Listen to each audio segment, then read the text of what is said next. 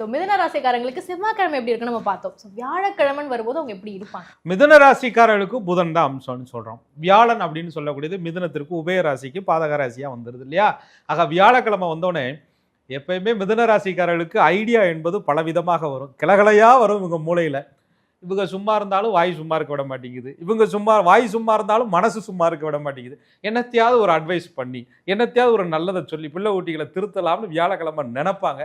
பிள்ளை அப்படியே எதிரியா வந்து உட்காந்து பயங்கர டார்ச்சர் பண்ணுவாப்புல, சொல்றதே கேட்க மாட்டாங்க. அந்த வியாழக்கிழமை என்பது உபதேசம் பண்றேங்கிற பேர்ல மிதுன ராசிக்காரர்களுக்கு ரொம்ப மென்டல் ஸ்ட்ரெஸ் வரும். அதே போல குருமார்கள் ஒரு ஆலயம் ஒரு கோவில் விஷயங்களை நான் வியாழக்கிழமை போயிடலாம்னு திட்டமிட்டு வச்சிருந்தாங்கன்னா அன்னைக்குன்னு 1008 தடை வரும். ஏன்னா மிதுனம் என்பது இரட்டைத்தன்மை கொண்ட ஒரு ராசி, ஜோடி ஓட்டு போகக்கூடிய ஒரு ராசின்னு சொல்லுவாங்க. பார்ட்னரோ அல்லது ஒரு நண்பரோ ஒரு கூட்டாளியோ யாரோ ஒருத்தர் துணையாக பேசிட்டு போயிட்டு வருவோம்யா அப்படின்னு திட்டமிட்டு இருந்தாங்கன்னா கரெக்டாக வியாழக்கிழமைக்கு ஃபோன் பண்ணால் சுவிட்ச் ஆஃப் பண்ணிடுவாங்க. ஆக ஒரு கம்யூனிகேஷன் என்பது தடைபடக்கூடிய ஒரு நாளாக வியாழன் அமையுது. வியாழக்கிழமை கொடுக்கல் வாங்கல் பண்ணிக்கலாம், பேசிக்கலாம் அப்படின்னு சொல்லக்கூடிய விஷயங்கள் நாட் ரீச்சபிள் ஆயிடுது. வியாழக்கிழமை சந்திக்கக்கூடிய நபரோ சூழலோ இவர்களுக்கு சரியாக அமையாமல் போய்விடுகிறது. தெய்வ தரிசனங்களுக்கான வாய்ப்புகள் கூட தள்ளி போகுது.